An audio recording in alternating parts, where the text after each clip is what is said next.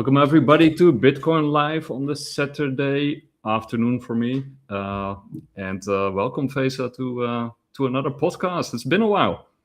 Hey Nicolas, it's really nice to be with you. We tried to make this happen for like months and months, but we've been traveling and working and doing all whatever. But there's so much to catch up on, so many things to discuss, and I can't wait to hear what how you've evolved with your thinking as well since the last time we spoke. So lots to cover. I love your necklace, by the way. It's very colorful.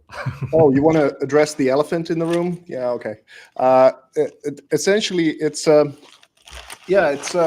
this proof of network thing. It's like human beings are very fond of different kinds of status symbols, from watches to fancy cars and whatever. And I'm here setting up a new podcast studio, and I found this whole big plastic bag of my badges that I've gathered from all across the world from different kinds of events. And I've often said that I've been to about maybe 500 or so or something like that since 2018.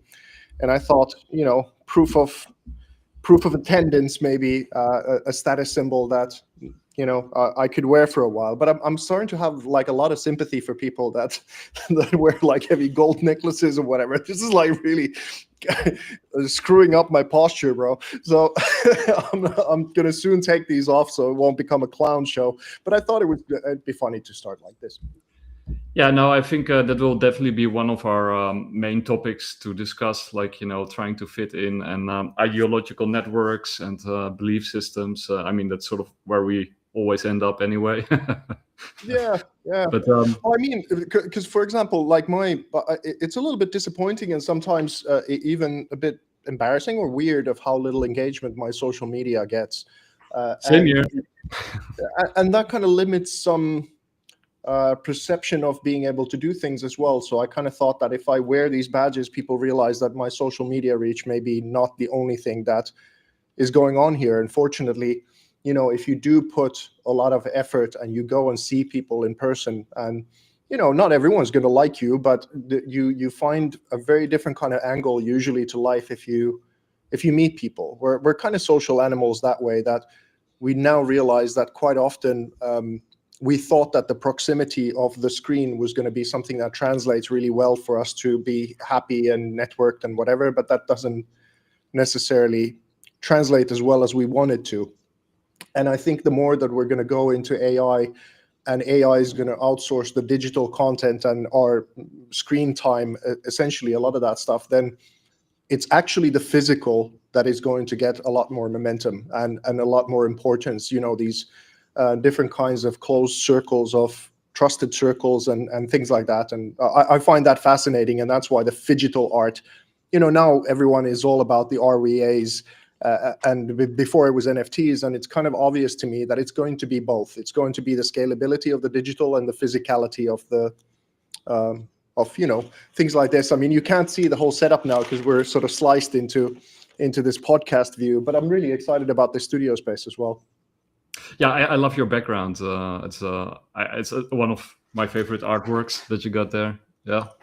So I think in our very first podcast that we did like years ago, when Jan was still sort of joining me in these podcasts, I think you also had it as a background, or it was in your living room when we were talking, or maybe when we did a call or something. But yes, it's really beautiful. And I also know Lakshmi, the goddess of fortune and health from the Hindu mythology, and she's endorsing Bitcoin and reigning Bitcoin and health from different hands of hers. And that was made at around the time in 2018 when India was constantly banning Bitcoin and then kind of re-emerging with it and everything. And I wanted to translate some of these themes that might be, palatable for that kind of a constitution to see what was going on here. And it's a pretty weird stance for a white boy from up north Finland to take. I'm not sure if it was understood over there, if it was definitely not very well understood in Finland. So I do know that like the Bhagavad Gita plays an important role in who you are and how you think, and I think you study it extensively, and I think you also have like this. I'm not sure about your religious background, but I think you're a Krishna, right? Or Well, yeah, in Finland, you're kind of you're born into Christianity. We have, of course, our roots in the Finnish Kalevala is our kind of national Bible, which is from the pagan times, quote unquote. And that plays, you still get an education in that as well. Like it's a part of the sort of Finnish constitution and soul. So it's a little bit of a mixed thing. It's a little bit like if you go to, let's say,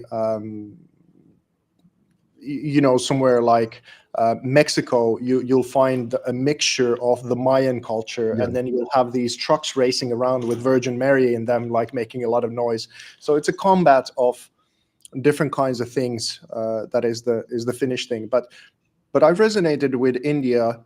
Ravi Shankar's music and sitar music was something that I felt strangely compelled to listen to as a kid already. And then there were rock bands like Kula Shaker.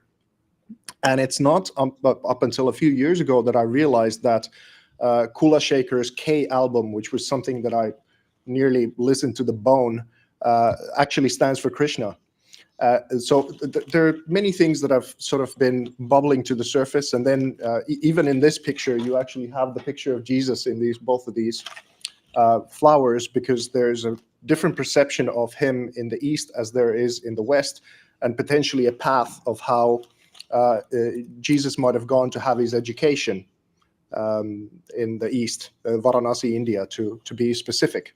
So I find these rabbit holes endlessly fascinating, and what they have to do with the archetypes and the constitution of ours, and how to make sense of the world. No, yeah, definitely. And Krishna is, of course, I think he was like an avatar of Vishnu, right? Yeah. And I still haven't quite figured out how the whole thing works, but in the Hare Krishna movement, they see Krishna as the foundational thing, but then it can be Vishnu, or then there's the importance of Shiva, and you go, but it's monotheistic, as opposed to a lot of the other perception of Hinduism is that it's pluralist. But it's quite similar to Christianity, actually, like the Holy Trinity and that kind of a thing. Yeah. So yeah, I mean, we can take it anywhere we want. Do you want to take it into religion right away, or do you want to? No. It's no agenda. Let me just get rid of this clown necklace of mine before it weighs my neck down. No problem. Now we get a clear picture of the artwork behind you. Wait, I'll make it a little bit bigger. Wow, that's really gorgeous. I just expanded the view so that people can see the entire thing. Yeah, wow. Yeah, I've been decorating. I brought all the stuff here. I love the pineapple. Yeah, it's related to her, actually. And it's a sacrificial thing. And you got like the white rabbit. Is that the rabbit? That's nice. That's an obvious one, I suppose. Yeah, your pictures are always strewn or sort of filled with these little icons and references and allusions, and I mean, you can stare at them forever, and then you continue to find new stuff in them. It's sort of like a what you call it,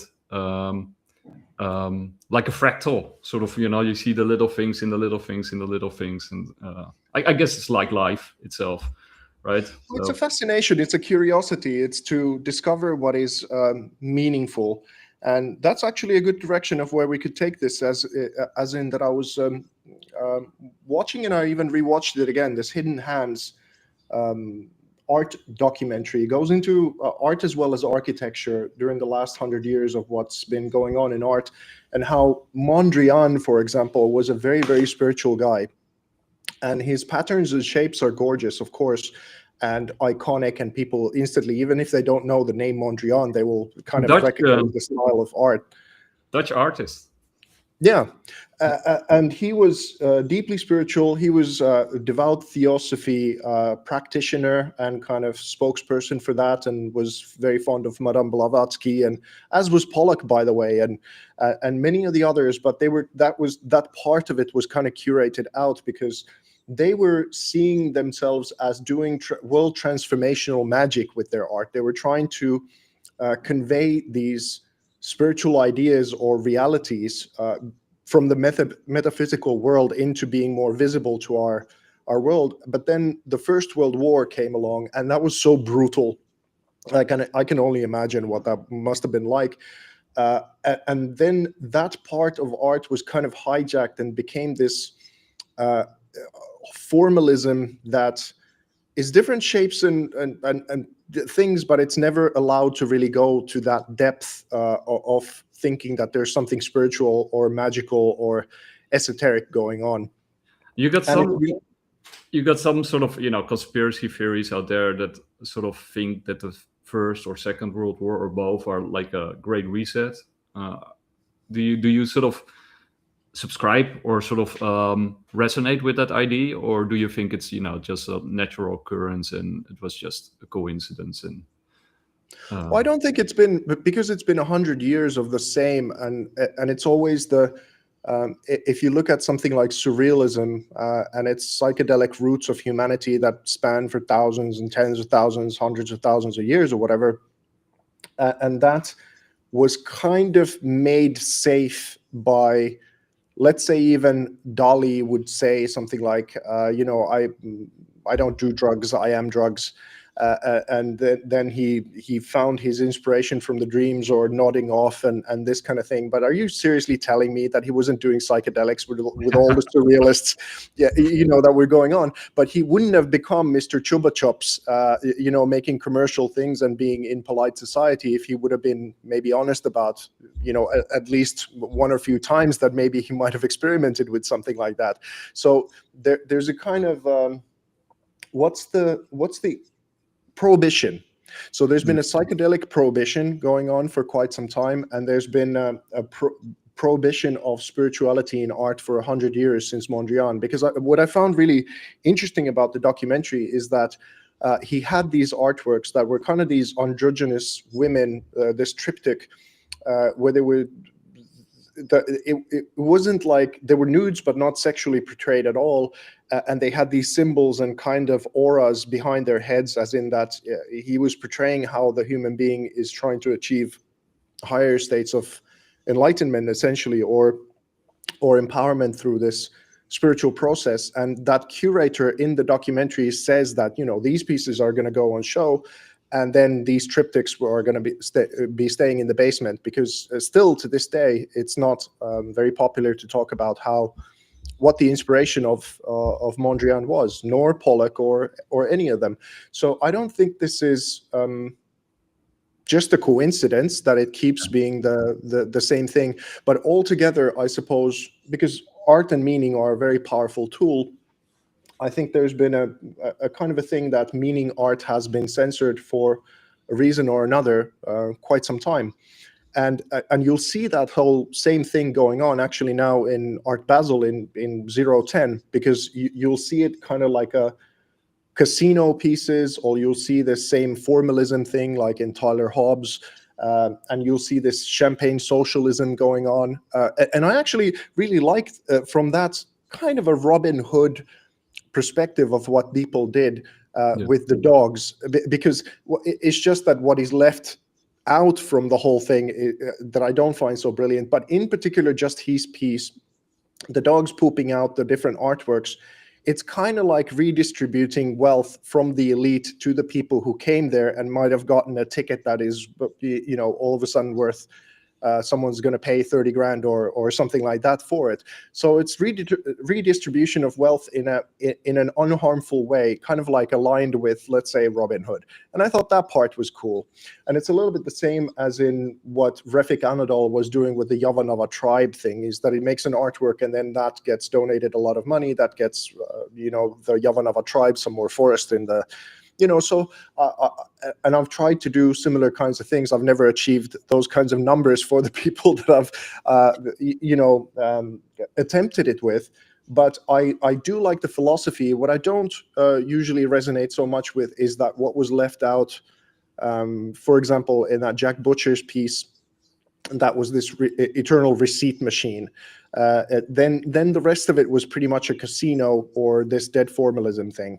from the spiritual perspective, that is. So if you think of the Web3 evolution as something that, why did we need decentralization to begin with? What was going on for the past 100 years that should have been included into the show? So essentially, it took out most of the most important things about Web3 and what it stands for. You know, there wouldn't be any mention of Bitcoin or what that has to do with the constitution of the world, or what kind of problems it might solve. So there's all kinds of things where you will say that we made a lot of progress, but from some point you could actually just say that it was the establishment waiting to be able to take out all the things that are a threat for it to continue as they do continue for the last 100 years, and then still absorb some of the power and the interest and those kinds of things. So to conclude the point, what I realized, especially from this show, is that I will never be included in any of this gang. And it's been so weird to look at all the things that I've done for the past 20 years and then see such tremendous pushback for it not to be included despite everything. And I think I finally figured it out. It's that you are not allowed to make meaning art outside of a very, very small bracket, which would be that champagne socialism or formalism or these kinds of gimmicky things. And that's a disaster for the world. It's of course a disaster for me, but anyone who is exploring the world through art in a meaningful way and trying to solve why it is that we feel not so great about the world or the direction of where we're headed, then it's sort of prevented from doing its most important function. And that's maybe what I have an issue with. And it is also an indication that it's not really decentralized, right? Because there's the censorship, which is because I think if you actually let people be themselves and, you know, make the art that they really want to make, I think it would turn out that most of the art that would be made would be figurative in style, which is censored at the moment, right? Because figurativism is still, you know, they prefer abstraction. And secondly, I think, like you say, like I think most people are searching for meaning in their lives. So it would probably also mean that there would be more depth in art if you would truly decentralize it and let people make whatever they want to make from all over the world and just put it in a melting pot, right? Because that I think, you know, the true potential of NFTs and Web3 art, as it, you know, what the potential was there, was that if you remove the gatekeepers and you level the playing field and you make it global and open source, is that you get an influx from all over the world, from different traditions, from Hinduism to Buddhism to from Indonesia to Latin America to, you know, wherever, everybody with internet access and could basically generate and create NFTs and be paid in kind. And then from those traditions, especially the Eastern traditions, but also, you know, basically all the excluded traditions from Western art, there's still a lot of meaning and depth in art. And, you know, most of it would be figurative or religious in context. But somehow that's being filtered out, right? So there is a big filter going on. And it's still the Western establishment as it was that is still holding on to the reins.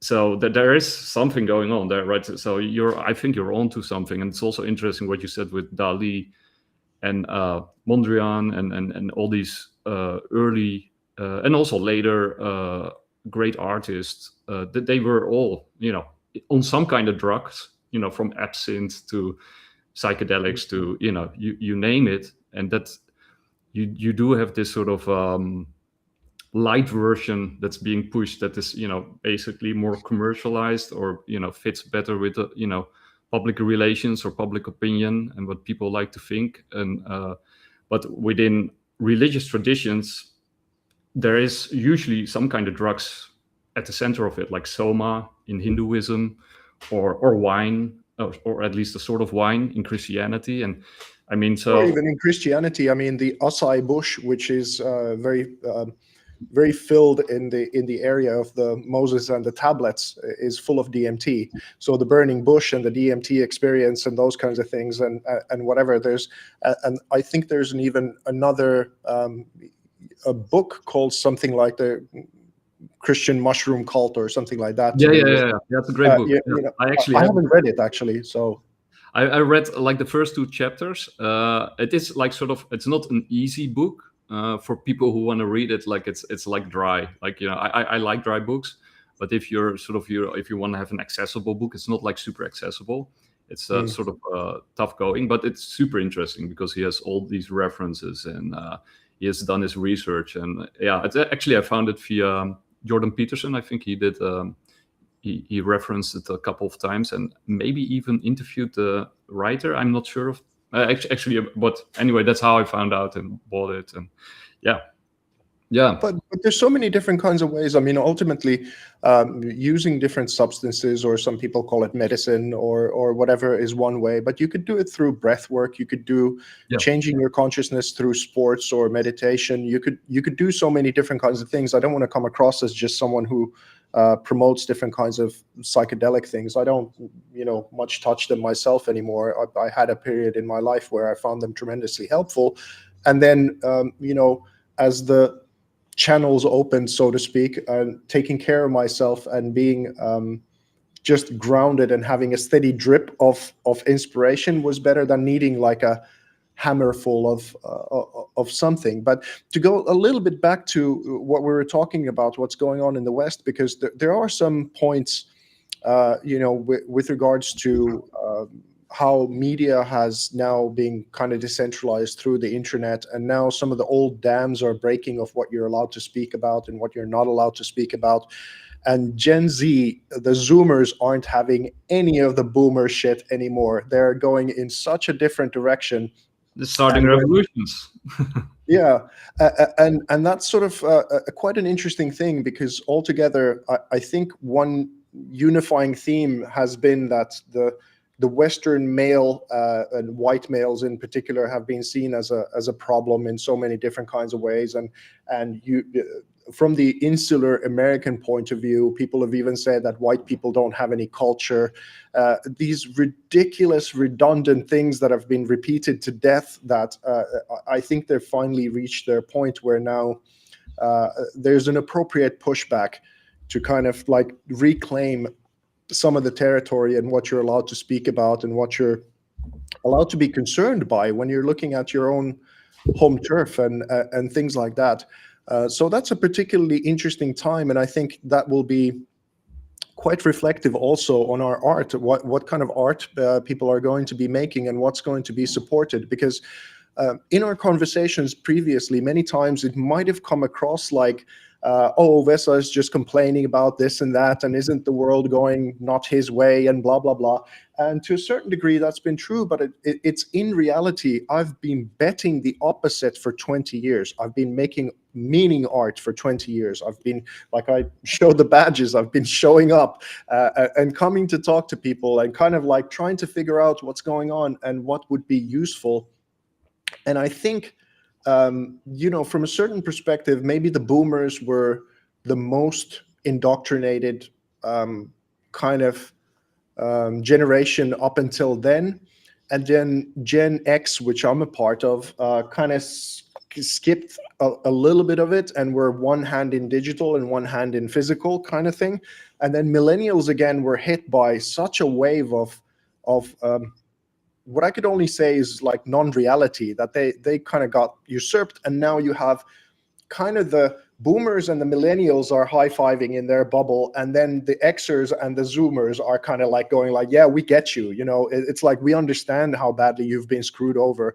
And Gen Xers, many times we feel the same. There was something that, it's always skips a generation. And the last 10 years have been such, fake good person go into mold propaganda that I think that's now cracked, and people just had enough, So my presumption is that, the pendulum is going to probably swing the other way quite a bit, and it's going to be quite wild. I think people are going to go pretty wild, and it's a good thing maybe. But of course, when the pendulum swings, then there's going to be again not so many constructive things happening that way, and but that's how it always goes. But I think the next 10 years is going to be a lot more fun. Oh yeah. I'm presuming, because just simply people are like, it's like, oh, this finger wagging, whatever. People are going to go, fuck you. That's how it feels like. So let's see. It might be interesting.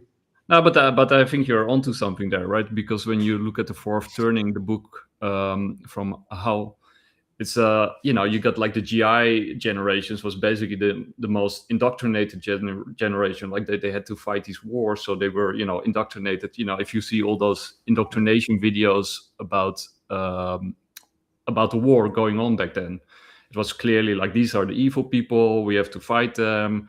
And then you got this really strong cohort of GI soldiers who came back and sort of founded, American culture. And then you got the silent generation who sort of followed in their immense shadow and who could never live up to, what they did back then, right? So they sort of created these institutions. And then the boomer generation is like the next fully indoctrinated generation. Even they partly did it themselves, right? Because it was the flower power movement and taking psychedelics, and you got great art also from that period. But they formed this sort of idea about what they wanted to reinvigorate these institutions because they were hollowed out and they missed soul, and they pushed sort of this meaning inside these institutions that the silent generation and the GI generation created, but then also become indoctrinated by their own belief systems, and which were also sort of commercialized and repackaged, to make it mainstream acceptable. And of course, it was squashed. Also, the psychedelic movements was rooted out at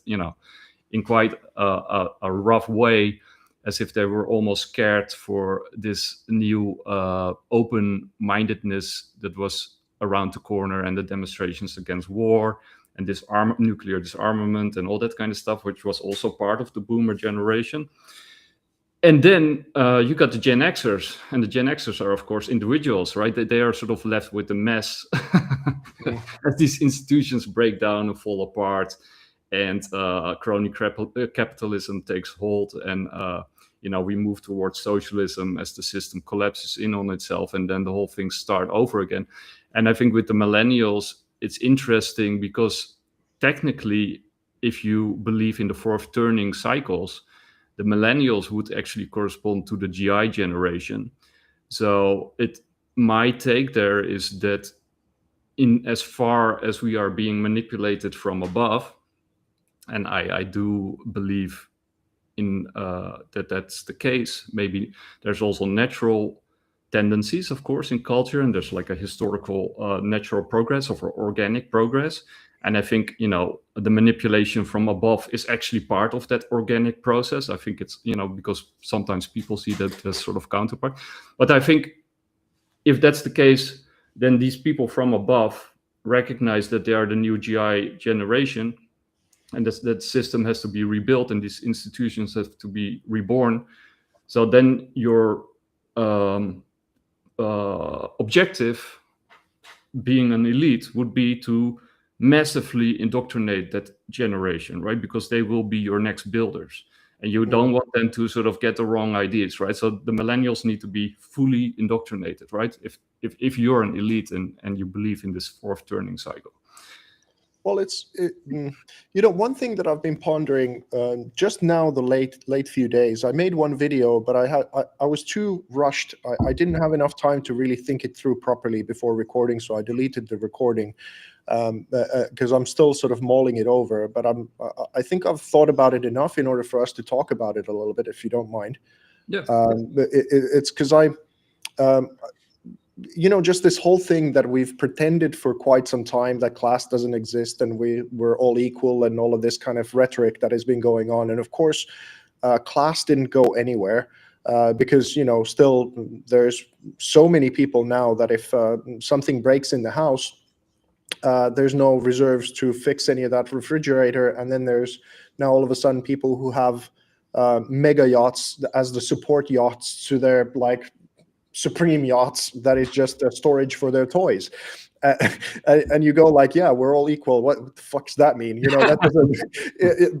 But ultimately, as part of this whole equality thing, especially going on in the West, and why I think people have lost their minds a little bit with this thing, is that we pretended like there's no class, and we pretended like there's no supremacy in anyone's ideology, that we can just all get along. And I think this similar kind of maybe boomer generation thing, naturally after the world wars and all of this, is like peace is very, very important. But I don't think peace is actually the natural state of life. It doesn't correspond, nor is equality a natural state of any ideology. I think any ideology, no matter what it is, if it's a religion, if it's feminism, capitalism, socialism, all of them are supremacist. Because like Jordan Peterson says, that you have to have a hierarchy structure, that the thing that you pay most attention to or think is the most important thing to talk about is your supreme. And you can't get rid of that, because anywhere where your attention goes becomes the supreme thing. People don't want to be rude or bad, and we want to get along or whatever. But let's say if you've chosen, your religion, then you obviously think that is the best bet, that is the supreme for you. Some people are evolved enough to understand that even though it's the right thing for you, might not make it the right thing for another person, and therefore there's a natural cool evolution of let's all get along. But that's not the state of most people. And for example, with feminism, that we've seen that first it was something like, yeah, it'd be cool if women could do some other things than house chores and make babies and all of this kind of thing. But along the line somewhere, it becomes an advocacy group that once there's, let's say, equal access to kind of try to qualify for society has been reached, then it becomes there's too much money and ego and agendas to kind of not become an advocacy group to get advantages over others. And I think that's what is actually going on with so many of the institutions, so many of the ideologies, is that people are really their advocacies for their supreme. And this is why I so understand what I'm doing when I'm talking about religion and these kinds of things, of how unpopular they are, and it just comes across weird, and aren't we a age of reason and science and all this kind of thing. But COVID maybe exposed that a little bit, of just how scientific we are about a lot of this stuff. But that's why I keep talking about it, because if the smaller in increments you go from breaking down from the idea of God as the supreme, the more fragmented and tribal we become. And it's sort of natural that we now had this last 100 years where science went smaller to discover the atom and gets empowered that way. We get atomic power because we went small. From religion, philosophy separates and starts going into different fragments, and ultimately ends up still finding the baseline from Marxism, from different tribal advantages and whatever. And it's a little bit actually tied to how science did it. And there's many kind of examples of how the last 100 years has been about fragmenting. And in art, it went to, finding this formalism, but take out the spiritual roots. And that's seen as now powerful, even though it's easy to point out and go like, hey, the emperor doesn't have clothes, Plato's cave is here, and you're pointing at shadows, and take your pick of the favorite kind of this is bullshit analogy if you want. But that's, I keep betting the other way. I keep betting that, especially now with Zoomers and what is going on in the West, for so many who've rebelled against how the status quo has been for so long, they will discover the meaning art. They will discover the power of creating art that is meaningful. They will find how to make sense of the world and go towards that direction. And even though I understand that there's not many people who now still understand what it is that I'm doing, or it's not yet visible in Art Basel from 010 or whatever it is, I think there is a movement happening, and I keep betting harder and harder. I'm doubling down on going towards meaning art, because I can talk about this stuff in a way that it makes sense. I know not everyone's going to resonate, but those who do, that might change the trajectory of their whole life. That's why I do it, as well as self-interest, of course. Yeah, but that's normal, right? You're a human being, so you have you have stuff that you have to care about, your family, and so people are, and there's nothing wrong with self-interest, as long as it's sort of enlightened self-interest, as the classic enlightened philosophers would say. But yeah, I fully agree with that, and it's always darkest before dawn.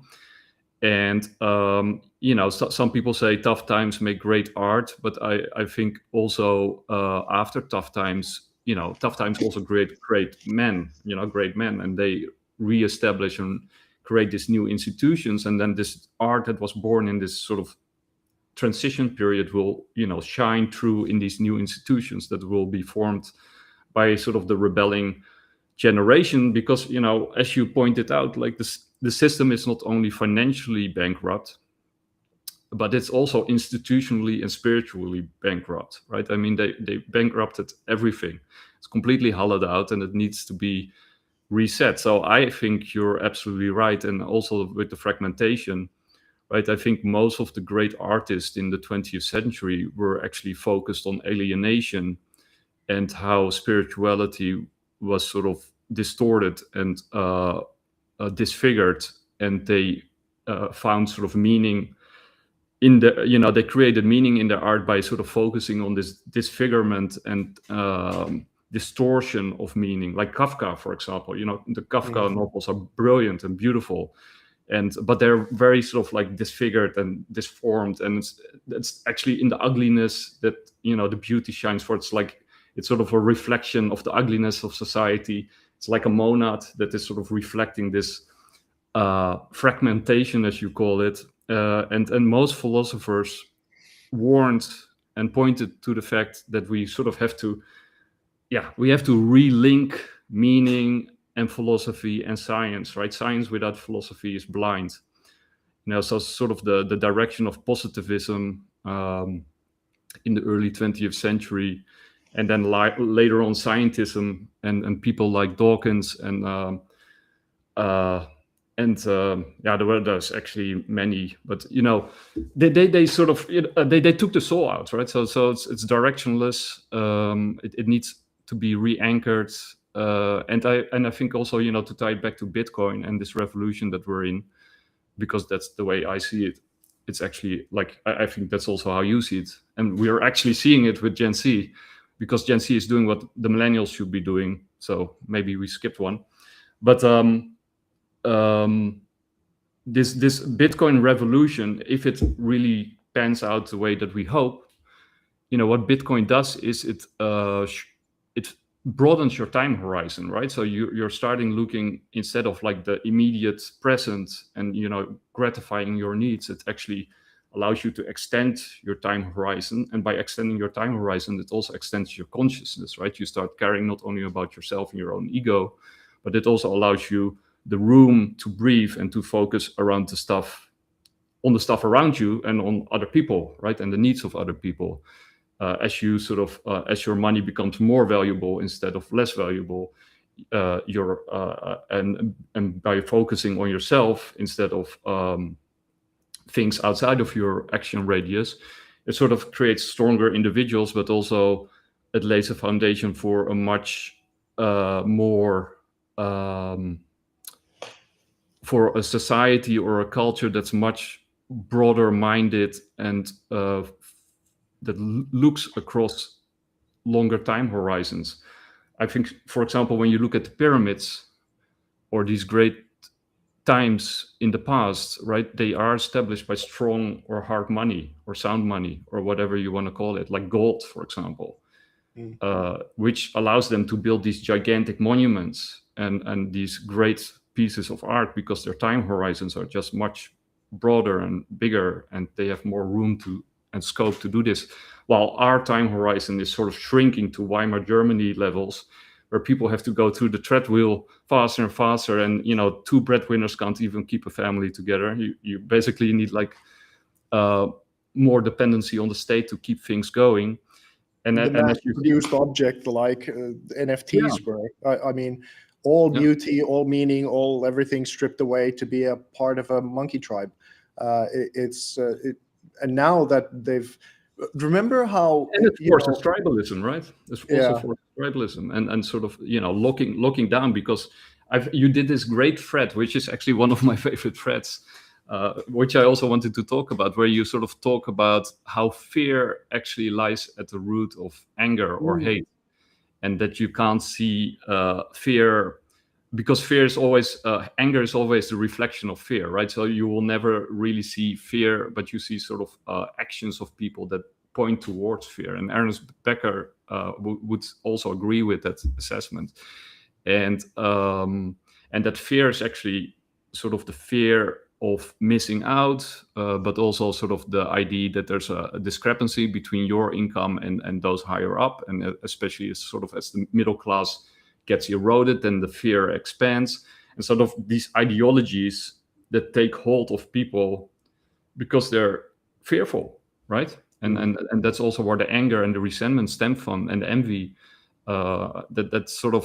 That's where these ideologies take root, and why they become so black and white um, and difficult to dislodge, right? And why people gravitate towards them. There needs to be this level of fear for something, and an outside group that's taking away, your agency, or there's like all these perceived threats that most of them are nonsense, right? If you're just focused on your own action radius and your own living conditions, and you can actually see that most of the stuff that's happening outside doesn't even matter, right? The world just keeps on turning, regardless of what we think or what we worry about, of who is there to take our agency away, or right. Actually, they probably get stronger the more we focus on those things, because if we all stopped focusing on them, the world would still be the world, and they wouldn't have any influence over us. And also, to riff on that, if you look at a lot of historical figures who've done very difficult things and started movements and been in part of kind of shown direction of where to go, very often you would have found spiritual people, because the grounding is not in the material world. And Yeah. like Srila Prabhupada, who's the founder of the Krishna consciousness movement in the West, he was saying that, if your solution doesn't extend to solving birth, illness, old age, and death, then you will still be grounded in anxiety and worry, because that's just the material world fact, is that we will get ill. There's all different kinds of dangers that are happening to our physical body and this kind of thing. And the more you are in the material world, that you're worried that you might not have children. Then you have children, and then you're worried about the children and how they're going to be doing, and whatever. All of these loops keep going. You don't have any money, you're worried about that, but then you make a lot of money, and then you're worried about whether someone's going to kidnap you. It's an endless loop of this meat and bone machine that we're a part of. That is, no matter what level you're at, you have the mega yacht to support your supreme yacht with all the toys, but then you're worried that there's going to be a storm and both of them sink. Whatever, something can always happen. So if you have a spiritual grounding and you kind of look at this whole world like it's a bit of an illusion, like the Bhagavad Gita will bring to your attention that it is. Yeah. And maybe you buy it, maybe you don't. It's each to their own. But you will get a whole different set of fears. Like, for example, my fear that I'm now grappling with, I suppose the most, is, first of all, you go into the realm of reincarnation, that maybe you will have been here many times before and gone through the cycle of birth, old age, and disease and death and whatever. And unless if you realize where you are, you will be repeating this pattern forever. So all of this pain, all of this frustration and suffering and fear and whatever, you'll just keep doing this in a forever loop, because this is what this world actually is. So if you don't have even the direction to understand that this might be a thing in which you're stuck and be afraid of it, you won't be focusing on any of the right things. And then you'll be also forever very much afraid of, just on the smallest increment, that someone has a newer car than you, or whatever these things might be. So I find it endlessly fascinating, and how, let's say, the belief system is supremacist in a way that it says that this is the nature of the world. and this is how you get out of it if you want to. Uh, but then we're not all on the same path at all. I know this particular part is going to resonate with very few people, and that's fine. But it does give me strength to operate in the physical world in a different kind of way. But it's such a monk reality of what that book presents, because it's essentially a handbook for the monks, that I'm endlessly failing so badly, even at the beginning premise of that worldview, that I'm a constant failure. Because I'm realizing that I'm not doing this right, or this right, or this right, or whatever, but I'm orienting towards it, and it's actually improving my life increment by increment more than anything else has in my life before. And it's been an endless source of a new rejuvenation and strength, and a community that is amazing, and all of these different kinds of things.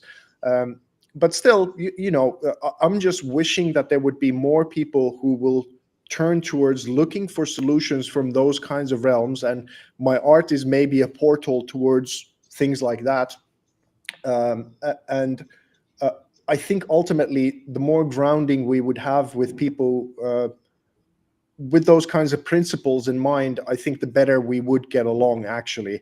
And the less kind of these phenomena that we now in particular have in the West we would have to face all the time. Oh, absolutely. I think if you look at the Bhagavad Gita with Arjuna talking to Vishnu, and then he's afraid of going into battle with his relatives and kin, and he's afraid of what will happen, and he basically gets the assignment to stop worrying and just do what you have to do, but do it right, and don't worry about sort of the fruits, right, in the positive or the negative. Just do your duty and do it as best as you can.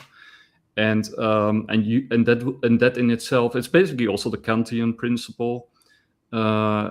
If you just live a good life and you do the best as you can, depending on the circumstances that have been given to you, right? You haven't chosen the life that you got, right? You just fell into it, and you don't control the people around you. You can, of course, influence them. But in a way, the cards have been dealt, and you have to play those cards as best as you can. And that is basically in most religions, from Christianity to Gnosticism to Zoroastrianism, or it's basically, or Buddhism. It's sort of live life as best as you can to the best of your abilities. Follow the Eightfold Path. Just right action, right thinking, right focus. And that that in itself is the reward, which improves you as a human being and makes you more valuable to those other human beings around you. And if you take it from a spiritual perspective, and you look at what's going on planet Earth, and you take the perspective from the evil forces, if they are there, then their objective would be the opposite, right? To keep us here as long as possible, to keep us reincarnating here as low as possible, and to keep us focused on the lowest levels, our sexual impulses, our instincts, our drives, our hatred, our fear, in order to keep us from reincarnating higher and higher, and perhaps escaping samsara and reaching nirvana, or reaching enlightenment, and escaping this tread wheel. And also from a financial perspective, that's also what's happening, right? With Bitcoin is basically, the more Bitcoin you get, the bigger the chances are that you reach nirvana, in a way, because it's sort of it cuts you off from this tread wheel, right? Because the fiat system is actually samsara. It's sort of going faster and faster and faster. You keep sort of going into loops which become like a hell as the further you go along with it. And sort of Bitcoin allows you sort of to break free from that hellish wheel that we're on. But it doesn't. But that's sort of maybe my critique towards the I understand it fully, and the fix the money, fix the world is a great premise.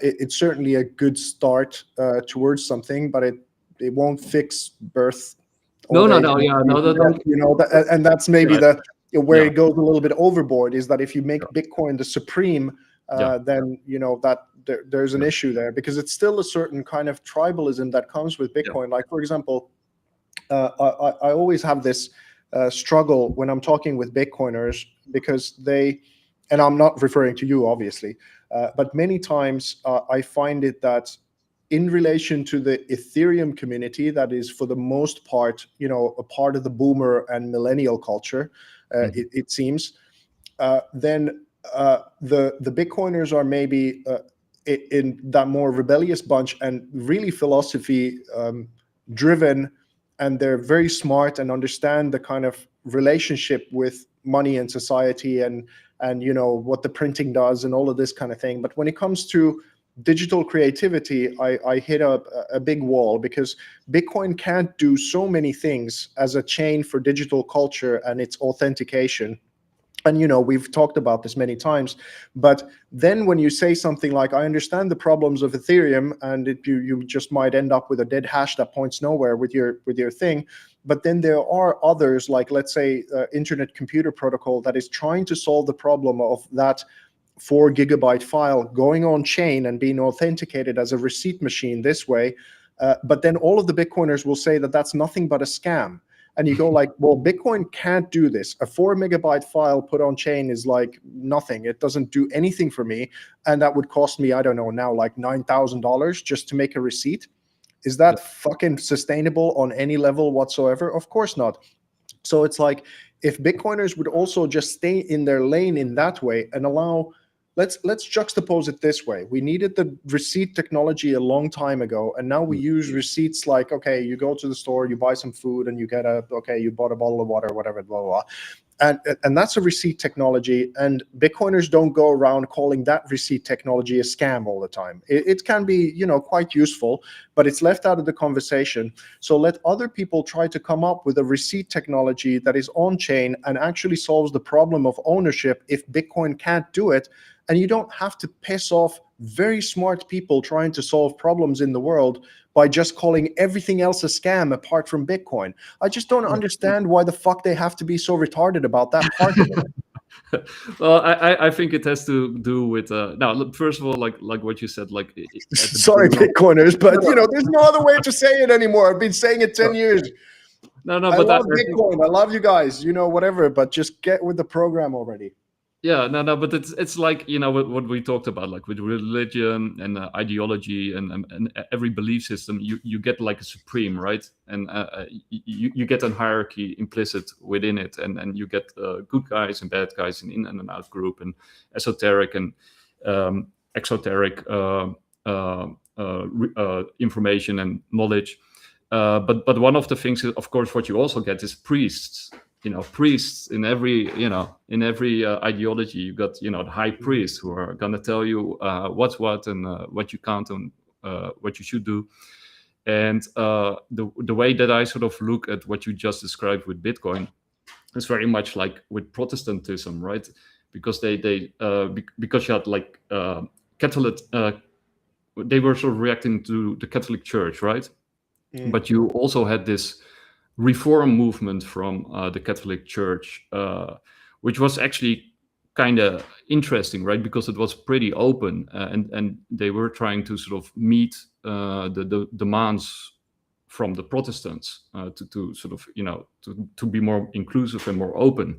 But the Protestants, they were so rebellious, and they were so angry with everything, and they were so certain from that it all had to be sort of demolished or and recreated, that they smashed all the idolatry, right? So that all the images had to be destroyed, and the same thing with Islam, right? It's sort of like this sort of anger and resentment, and sort of this frustration from being subject for so long to this sort of unequal system, that they don't see sort of the hand that's being stretched out to them, right, to sort of compromise. You know, there's no compromises anymore. Everything has to be destroyed and has to be rebuilt. And yeah, sort of the high priest of Bitcoin, even though I think they're right, and you do need high priest also, right? You need these guard dogs to, you know, keep the IDs pure and defend them. But they sort of are missing the bigger picture here, and you know, that you also have to keep this openness to other groups and other people who are actually potential allies in your fight.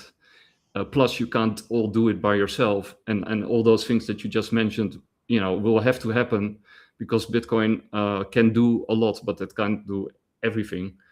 But Yeah, I but think it's sort of like a natural progress.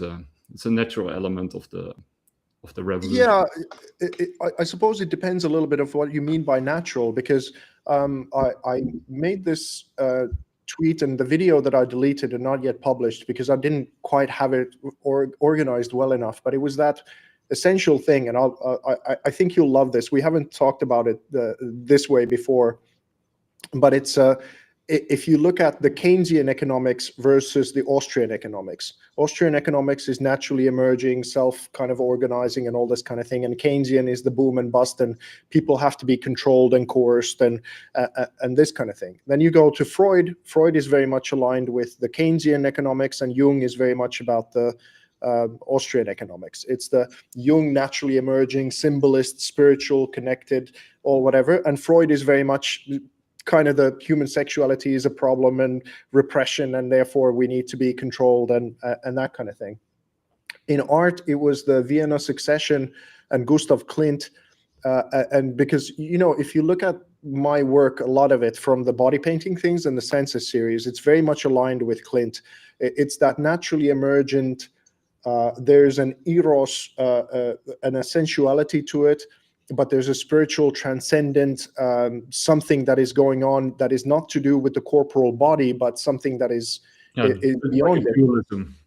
Yeah, and then you'll have the fascists and the communists and others who will be aligned more with the Keynesian and that kind of coercion and force, and there's no symbolism, there's no connection. But it was fascinating because also if you look at the Nazis and the relationship that they had with Gustav Klimt, because Klimt died way before Nazis came to power or there was any resemblance of it. But whilst the Nazis burned a lot of art that wasn't considered to be, you know, pure enough, or with the German kind of aligning with the aesthetics and how you needed to clean up the mess that was, in their view, going on at the time. Yeah. Then you'll have degenerate art. But yeah, degenerate art. But Klimt was at halfway, because the beauty and the aesthetics and the things that what he presented were kind of still accepted and also became a commodity for the Nazis. But then what they really detested was the surrealists. And I'm a sort of a bastard child of Klimt and Dali, maybe, to a certain degree.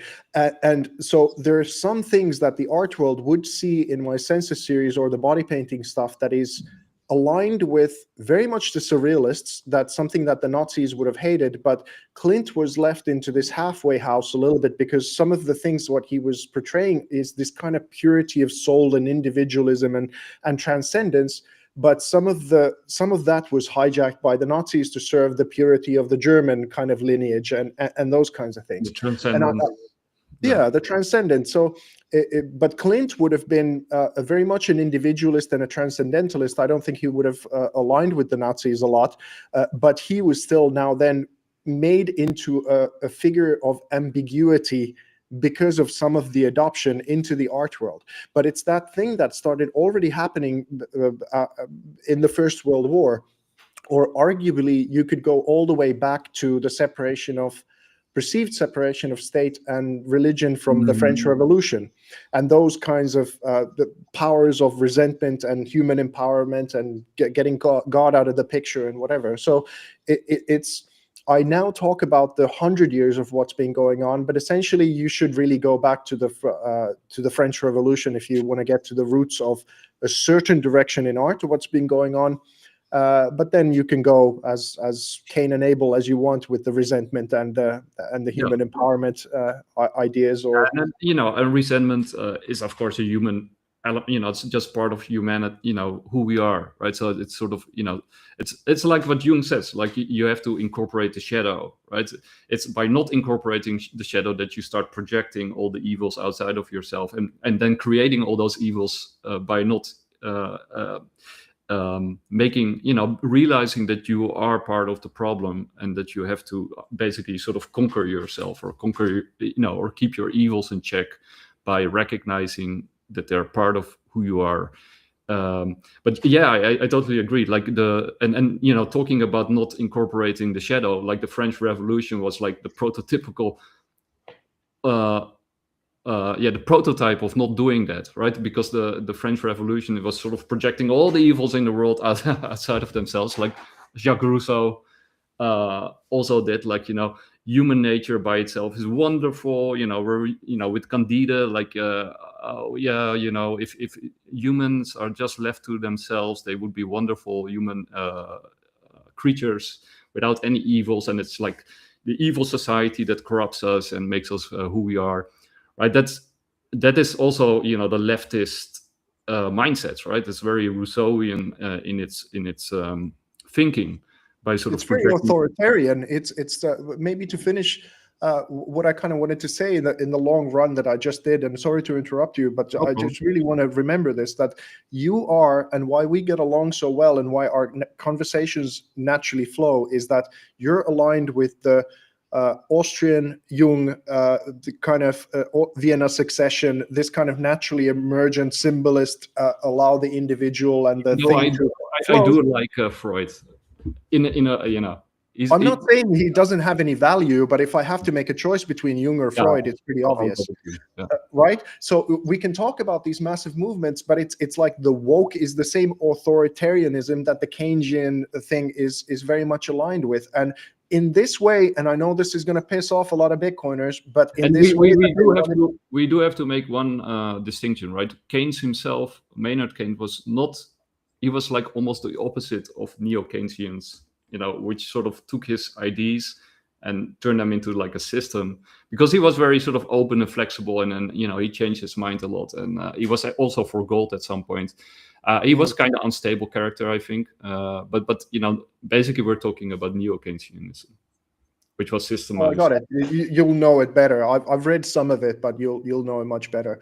But the big general picture is that in this particular way, the kind of, whether it's Austrian or Keynesian, in the neo-Keynesian way, are Bitcoiners, though naturally emergent, which they are, but they're also very authoritarian in terms of what chain is allowed. So they're kind of a mixture of the two. They would like to see themselves as only the naturally emergent, but it's become a supremacist advocacy group in this kind of way that when it comes to some other chains trying to solve some problems that Bitcoin can't solve, then they're all just scams.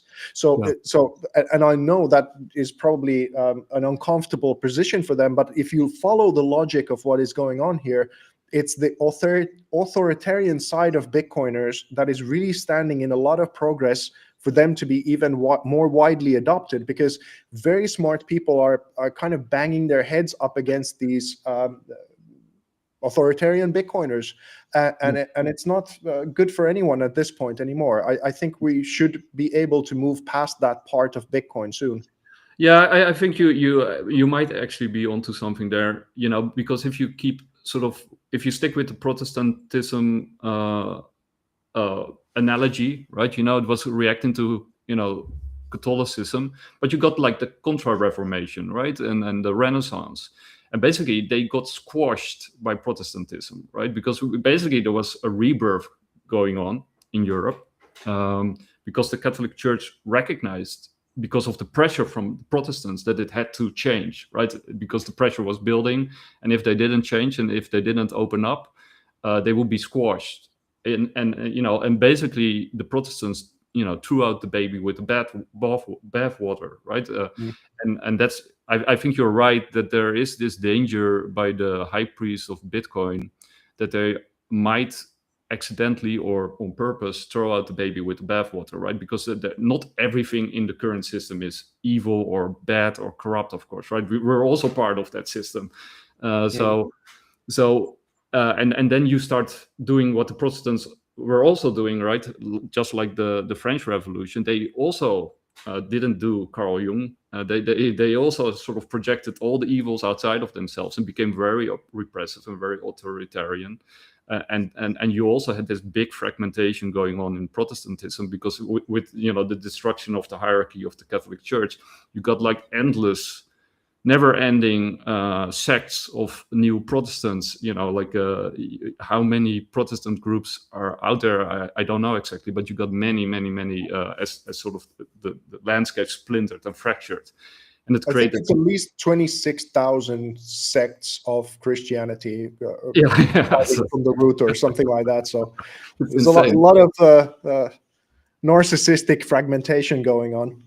Yeah, so yeah, I fully agree. I think even though you need this, like you made that picture of the ram, like the storm ram, with the also with Tolkien, with Grond sort of destroying the gates of Minas Tirith. I think so sort of the Bitcoiners or the high priests of Bitcoins, what's his name?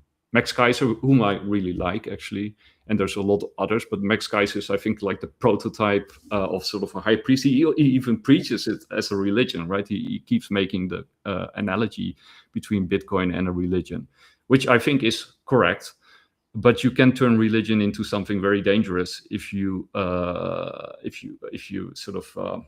Well, it's that supremacist thing. Everyone's vying for that supremacy, and for example, one of the things that why I've chosen the Bhagavad Gita as something that I read every day is that it started putting together for me this big picture of, let's say, 12,000 years ago, like with the Graham Hancock documentary, The Ancient Apocalypse. It ties that maybe 12,000 years ago we had this flood and it wiped out everything. Then for example, in this context of the Catholicism and Protestantism, it's like the Catholics became so authoritarian that you're not allowed to have a direct relationship with the higher. Therefore, the Protestants need to rebel against that and break the hierarchy. But what happened before then is that there might have been a path of the information from civilizations before the 12,000 years that got still to us, and whilst other places in the world, like Finland, for example, rebooted completely, and usually those that rebooted completely went to animism. And then you look at some of the Vedic texts and whatever, they present themselves as the texts that come from before the flood with an unbroken lineage. And when you look at the power of the civilization of Rome and their wealth, that when Rome fell, it actually fell into becoming the Catholic Church. So they had a lot of the information that is coming from before the flood, but they kept that hidden and made it into a new Roman power that kept enough of the spirituality for it to be authentically inspiring and evolve with that into the adventures of Jesus and his revelations and what comes from that. But they left out enough in order for that to transcend only the last 5,000 years. And the Bhagavad Gita will tell you that we've been in Kali Yuga, which is the worst of the most quarrelsome and bad of the ages, which has been going on for the last 5,000 years. It will last for the next 420,000 years? I think still left in Kali Yuga. And the ages before then lasted 600,000, 800,000 years and 1,000,001 years or something, and from the golden age or whatever. So our now perception of, let's say, the Abrahamic religions gives us a time window of 5,000 years of quote-unquote civilization that from the Bhagavad Gita perception is the worst that we've had it for a very, very long time, and it's about to get a lot worse from here. So when the picture expands this much into something else and you start to kind of put one and two together from the pyramids and the things and the flood and whatever, and you go like, well, this is supreme to me because it's presenting reality in such a different way, and then the whole of the world still as Maya, as an illusion. So I'm not under any impression that what I'm going to talk about or make or whatever is going to make a dent in Kali Yuga, so to speak. But those who might be resonant with shit, none of this makes any sense and I can't grasp any of this, they will discover through me a kind of portal to something that is going to be some puzzle pieces for them. And I think that's important. I'm not trying to go for supremacy in that kind of way that you know, I would think that this kind of art that I'm doing or this picture that I'm presenting is going to be all of a sudden the new, you know, Big Mac. It ain't. There's, you know, the whole idea of Gita, what it says as well is that the 8 million different species of animals, and it says that there's 400,000 species of, 400,000, or was it 800,000 races of humans. So in order for you to deserve a human life, you will have lived through all of the 8 million animal species and then different kinds of races of humans in order to whatever. So like if you're going by supremacy and race and whatever, you know, you can't hold a candle to to Bhagavad Gita. You know, there's quite a lot going on there. But once, for me, this big picture kind of clocks in, then it's really difficult for me to, let's say, if a friend of mine has a conversation that, you know, I get everything that I need from the Bible and it's amazing and I'm inspired by Jesus, I'm going like, good for you, man, super great. That just didn't work out for me. I find this to be the resonant picture of how I'm going about things, and I can talk about it logically as to why it is. Then I might be completely wrong. That maybe this is a complete delusion that I'm pursuing, but it makes sense more than the other delusions that I've been presented before. So I find it compelling to not only pursue it, but also to talk about it, because maybe there's other people who will also find this fascinating. Yeah, well, there's a lot to unpack there. Right? Yeah. Well, also, for the people who don't know, with reincarnation, and I'm now using the Buddhist framework, which is, of course, a cousin or, a spin-off from Hinduism, because it was more focused on the, less on the ritualistic part, which is a big part of with the Vedic text in Hinduism with the Brahmins, and Buddhism was moving more inward, or and focused on the individual with Theravada Buddhism. But with the reincarnation, basically, like what you said, you got all those human races and the animals. But on top of that, you had like the demigods. You could also be reincarnated as a demigod, and you had like the supreme gods, so you could also be reincarnated as a god. And on the lower bound, you had the hungry spirits. So if you went the other way, you could become a hungry spirit or a demon, right? So that was sort of the lowest rung. And then but there's like a lot of space to sort of reincarnate again in over and over and over again. And then, of course, it's like seven planets down, or dimensions, more maybe modern terms, or 7 planets or 7 dimensions up. And the Christian heaven or hell are just one down and one up, whereas this expands it to quite a different realm in that way. So again, it's like, it's wider, therefore more supreme to me. But again, if it's enough for you to have this picture that, you live a good enough of a life and you go to heaven and you don't necessarily mind that you might get reincarnated here, then fine. I just haven't had that much of a good time here that I would like to keep this wheel going forever. Yeah, and the Christians, Immanuel Swedenborg, who was a huge inspiration on Immanuel Kant, who, basically almost shared the same name. He also had this sort of framework, that you sort of that you have the spiritual world next to the real world, and that you sort of have this sort of reincarnation with lower and higher levels of reincarnation, which was kind of similar in a simplified way. Most of Christianity is more of a simplified way of when you take sort of their spiritual worldview is more simplified than, for example, Hinduism, right? Hinduism is very complex and very large when it comes to sort of the spiritual side of things. It's very encompassing. But it's sort of like a simplified version. And some people would say, for example, with Zoroastrianism, such a, with all the spoke Zarathustra, as Nietzsche would say, some people place Zarathustra or Zoroaster at 6000 BC. Like you got Plutarch, and you got Aristotle, and you got, what's his name?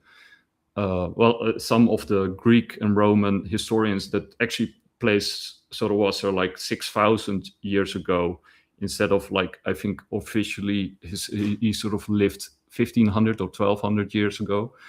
And that would mean like that Iran, or because you got these Aryan races, right, that spread, the Indo-Aryan community that spread downward via Iran to India and became like a Harappan civilization, and to the north, the Greeks and the Romans, and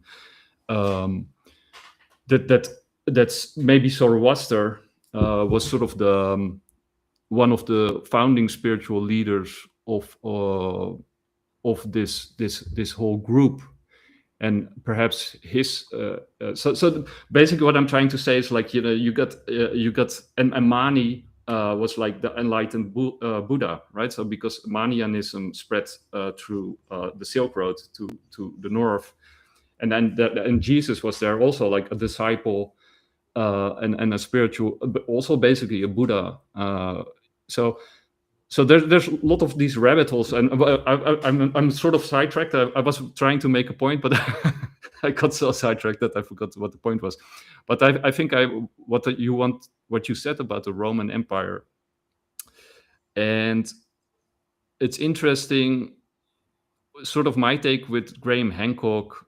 I guess that was my point with Graham Hancock, and the reboot of civilization is that you have a lot of these esoteric traditions within these different civilizations, and it kind of seems that what we've been taught about history, and especially ancient history, is not the complete picture or not the full story, and perhaps a reboot of our civilization after this great catastrophe in the Younger Dryas. You probably have these sort of esoteric traditions that were sort of these groups of people that rebooted these civilizations and passed this knowledge along.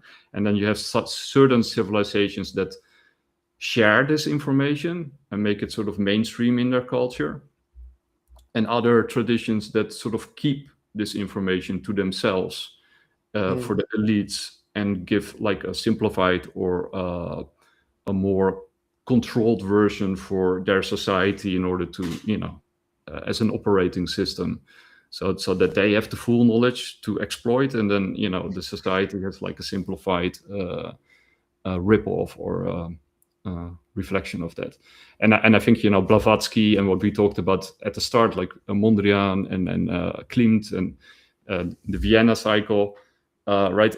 I think many of these people probably they know about these sort of esoteric, the Theosophists. You got a lot of these mystery schools that were still alive and that were actually also part of Nazi Germany, right? Nazi Germany was basically the aristocracy was trying to.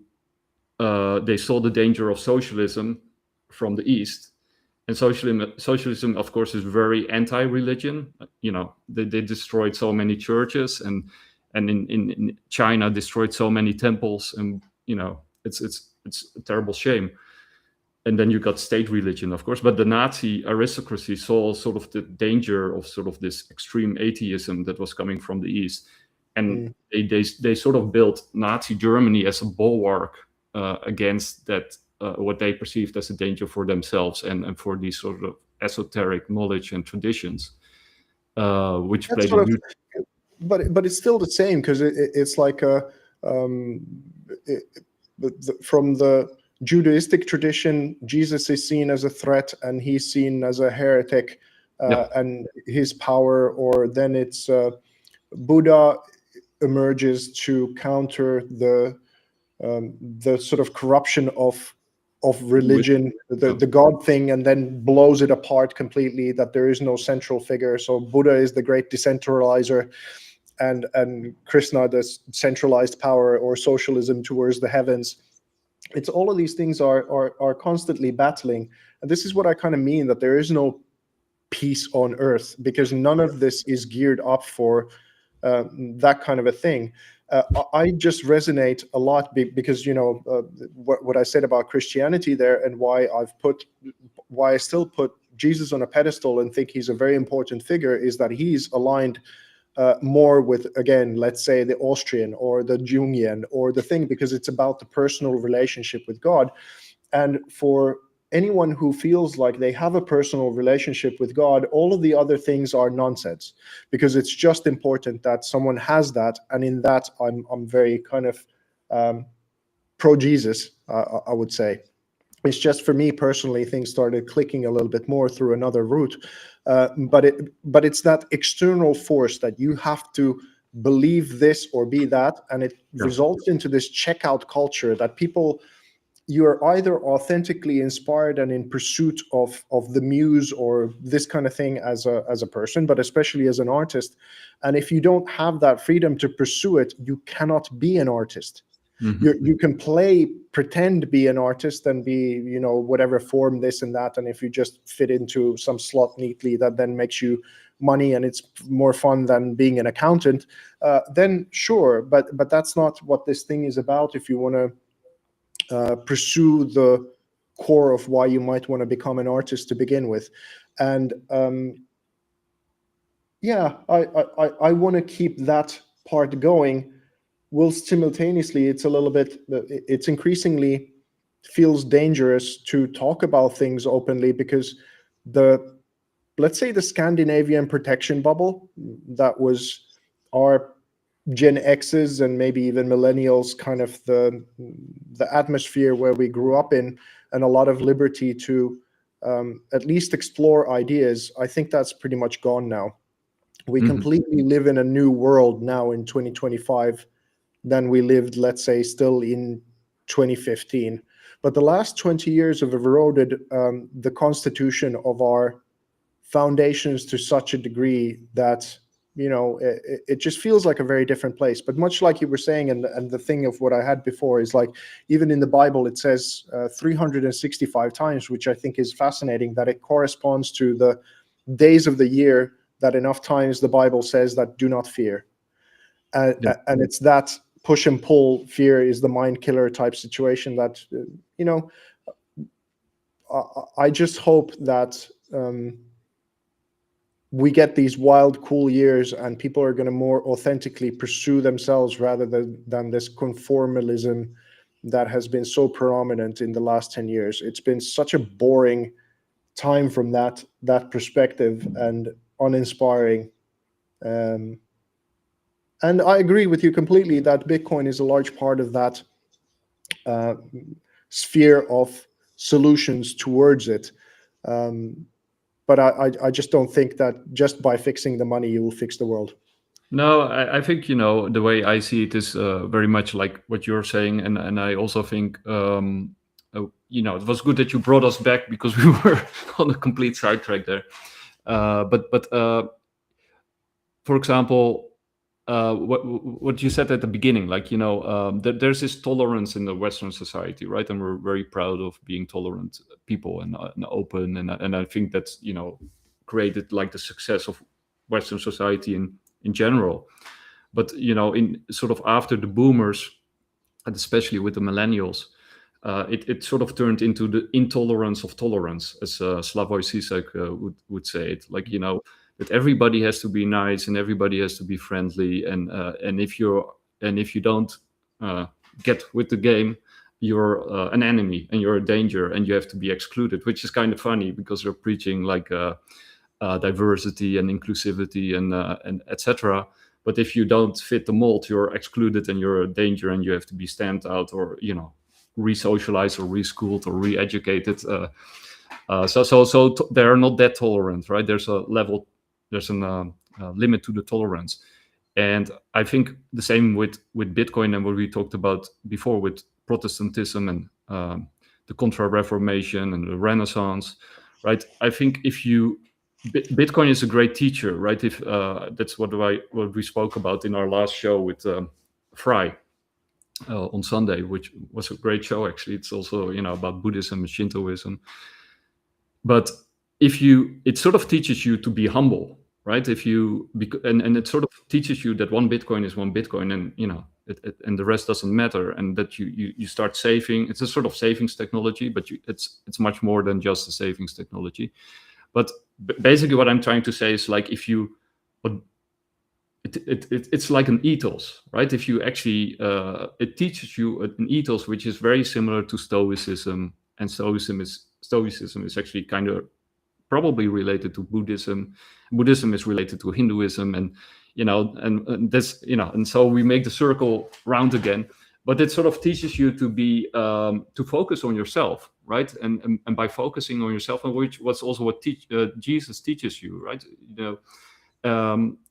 Help thy neighbor as thyself, or love thy neighbor as thyself, right? You can only help your neighbor if you can help yourself, right? So like what you said in the beginning, like with the selfishness, there's nothing wrong with selfishness in itself, if it's enlightened selfishness, right? Because if you can't take care of yourself and your own family and your surroundings, then you cannot take care of anybody else in the world, right? And you would be a drag on society and not a benefit. So you basically want to create strong individuals that can take care of themselves by being selfish, right? And learn about themselves.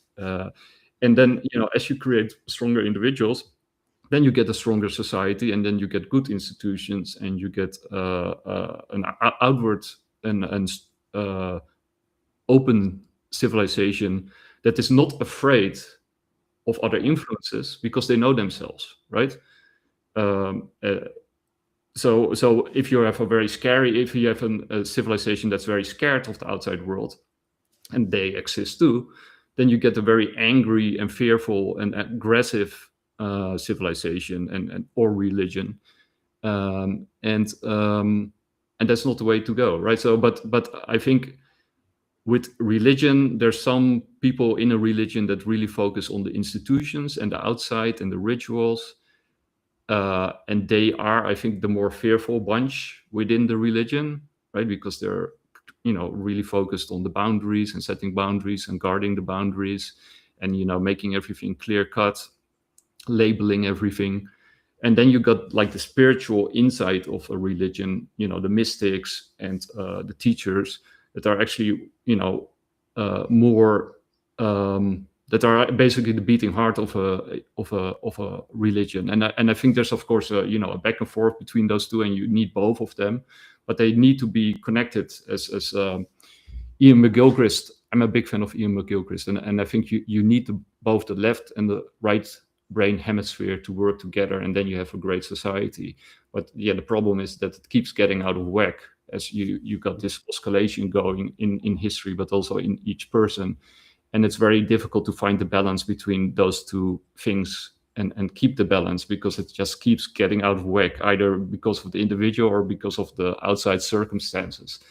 And that's why it's not difficult, it's impossible. That's kind of the spiritual point. That's why it keeps happening. Yeah, it won't ever be solved, and that's why some people... And that makes life interesting, right? Yeah, it does, but it also keeps the forever wheel turning of the reincarnation. If that's so, that's been the juxtaposition of my sort of transition to further into anchoring myself in the spiritual is precisely that, because ultimately you see that as the forever machine. It's like it won't ever be solved, it won't ever be different, and maybe that's why this world was created to begin with. And that's a different kind of perspective to it. We want it to be safe enough or special enough or interesting enough or all of these different kinds of things, but it's maybe I've just gone through enough lives to have had it, but then simultaneously I'm not by any stretch of the standards good enough to transcend from here. So I'm kind of fucked. No, it's the same year, I don't even know where I am in that scheme of things. But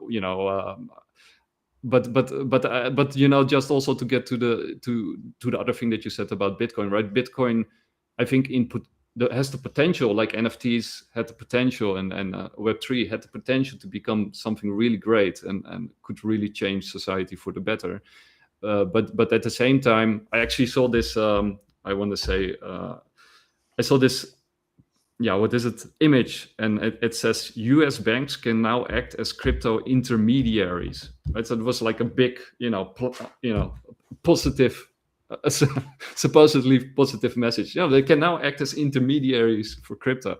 It's like, the exact opposite of what this whole thing is about. Is like, they're now portraying as something good. Like, we got mass adoption, right? The banks can now intermediate between us and crypto. Yeah.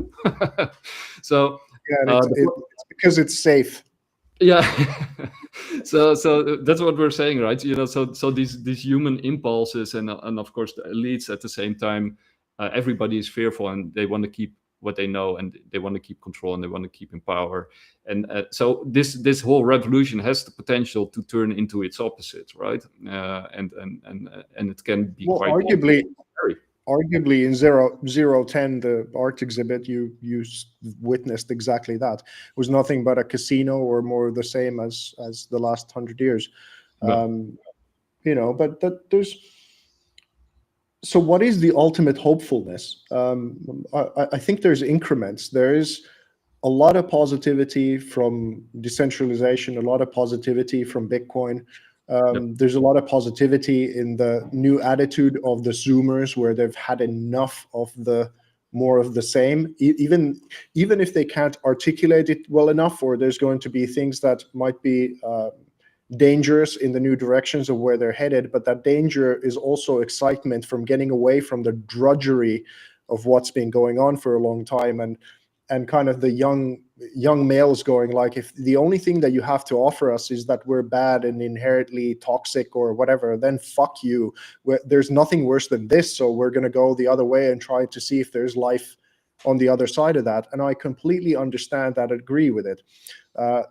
So but you'll have different kinds of things, and I keep going back to the spiritual perspective, because it allows me to make sense of, like, for example, the gender wars and things like that have been going on, because I started really making sense of the world through Ken Wilber, who's the father of integral theory, and David Data was the one who really opened up the ideas of, let's say, masculine energy and feminine energy, that you can have a man who is expressing feminine energy, or even effeminate energy, which is this overcorrection of something that you don't actually have a foundation of.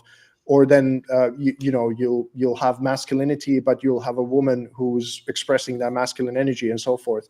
And it's like, if you don't have that spiritual grounding or energetic grounding, then it becomes like, let's say, the trans movement has now become, and increasingly spiraling kind of out of any logical coherence of their own, and people suffer because of it, and the rest of society is equally confused by it all. But it's so not counterproductive, but counterintuitive to most people to go there, because it's spirituality and all the things has obviously done, like you said, that Islam smashes statues. Well, the Roman Church smashed a lot of the information out from that was they perceived to be a threat, and all that forever wheel has been going on for a long time, and no one's not guilty of things like that. But and all of the high priests of what they'd been doing, or Egyptian priesthood, I find it the most hilarious thing of modern phenomena is that in ancient Egypt you had a very sophisticated cosmology for the elites, and for the commoners you had flat Earth, that they had to pay a tax in order for the sun to come up the next day. And now people have all of the cosmology available to them from the internet, and what they do is that they demand flat Earth for themselves, because their psychology can't handle the vastness of space, and going into the esoterics and this kind of thing. So it's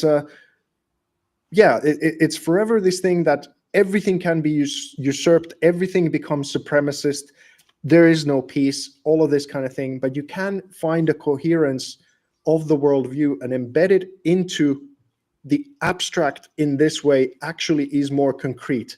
So like the painters, maybe to bring it back to my own field, is that I like in these pieces I mix together the esoteric and the concrete, because that gives the good sort of picture, but it tries to say that there's a grounding underneath the materialist reality that is more concrete in ways than this that is in the forever flux.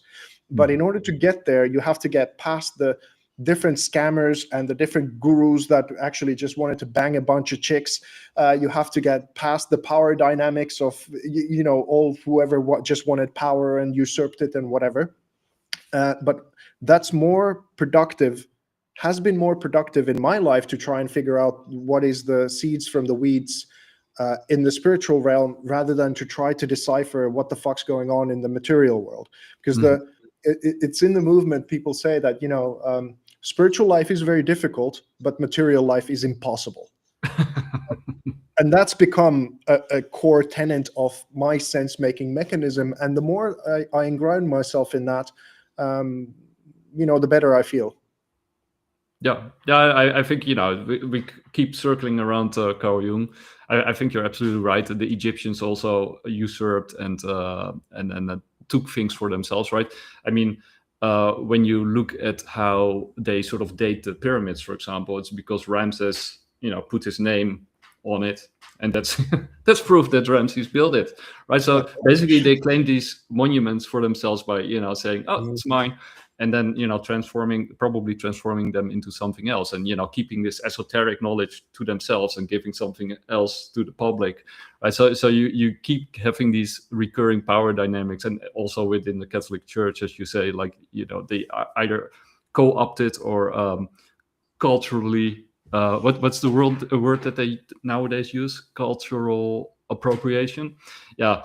They sort of took these traditions and made them their own, or stamped them out if they didn't fit. But yeah, just to come back to Carl Jung, and like you say, like conflict is the engine of progress, and it's part of life and who we are. It's part of pain is part of growth. You have to incorporate the shadow, because if you don't, it becomes much worse. The harder you run away from the shadow, the bigger and more powerful it gets, and the closer you move towards it, the smaller and insignificant it gets, and the more you learn from it, and it leads to more growth. And so I think the movements in the Western world that sort of try to create these safe spaces are actually creating very fearful and dangerous and angry spaces. And for the Gen C generation, in as far as they are not manipulated to create these revolutions, because I do wonder if there is, if they're testing these new, because everybody's on their mobile phone and everybody's very susceptible to the bubbles that they live in and in information that they consume. So I do sometimes wonder about these revolutions in how far they are organic and real, and how far they're testing these new techniques to see how they can change and disrupt and overthrow existing. But let's say they're organic and real, and Gen Z has had enough. That's good. And I hope their revolution works, and that something positive gets out of it, and that they can find a new balanced way of life. But what we talked about with oscillation and the pendulum, they might overswing and create new problems that the new generation will fight against. And the same with Bitcoin. 100% they will. They absolutely will. We know it for certain that they will. There's no doubt about it whatsoever. I think this is what's been beautiful about going on with me lately, and my son just became one, and watching him take his first steps and learn, how to press a button, and he might just be able to press the button to go one way and not the other way, and kind of how from basics we start and how vulnerable we are, and I'm responsible as a father to this kid, and my own journey with both my father and my stepfather, and those kinds of things come into play, and then the universal father and the masculinity crisis that we've been going on through of the last decades, and our avoidance to want to become fathers because it's masculinity seen as an oppressive force and whatever. But it's I don't have a daughter, but it's like watching him grow up from the very first breath, to be connected with him, to see that this is not a empty tabula rasa. There's something going on behind the eyes, and there's also a personality there that is going to seek for his own expression, that I'm there to support, rather than to mold into something that I want it to be. Again, a very different kind of parenting than some other parents are going to take it as, and to kind of allow him to have enough of a runway to go into the world in enough of an independent way that he can discover his path.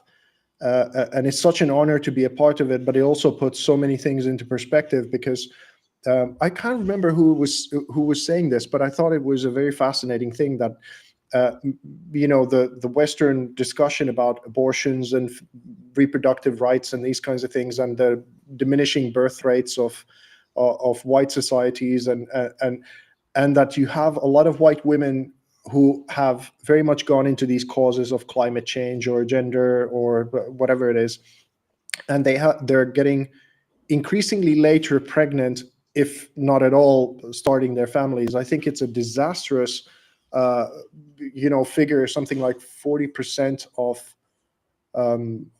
I think now from 25 to 40 years olds or something like that will be childless.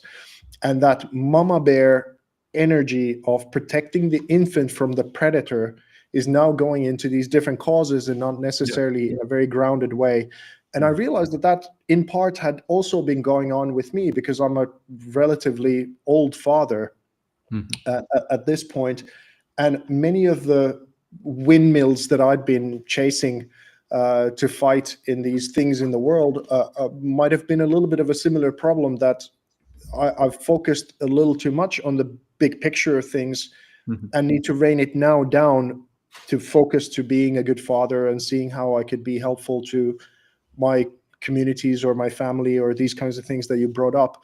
And it's providing a wonderful coherence in kind of a way, because it's like, these are the things that I now have resources for.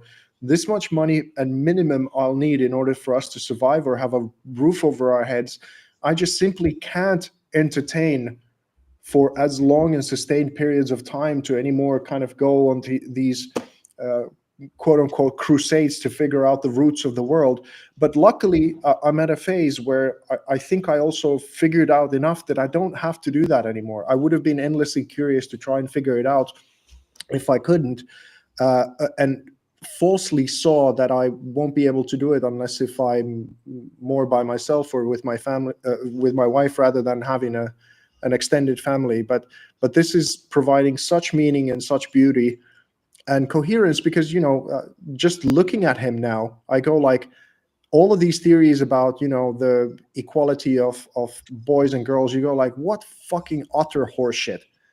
You just open your eyes and look at what he's doing and what he's interested in, and you just pay a little bit of attention, and a lot of the things that have been shoved down our throats for a while just go out the window even more laughably. Yeah, and also I think your child opens up the wonders of life, right? I mean, it's sort of the spiritual depth and the mystery of life probably show in your kids, looking back at you and looking up to you, and then you are the hierarchy figure, right? You are the one that you used to rebel against the system. You are the system. As parents, you're the new system. So you also take the perspective of the usurper, or the hopefully a benevolent god, but you are sort of like a god to the little fellow. So, but less so than my wife, actually, because she said brilliantly yesterday, actually, about this responsibility of the parent, that Yellow cries maybe 20 times a day that he's not able to shove a knife into his own eye, and she prevents it from happening, or me. And this kind of like, yeah, just self-expression, you're allowed to do whatever and just go into the world and be a flower. That's the way the kid fucking dies in less than a half an hour. Like you have to be able to restrain and guide and do this properly, or otherwise you're not a very good parent.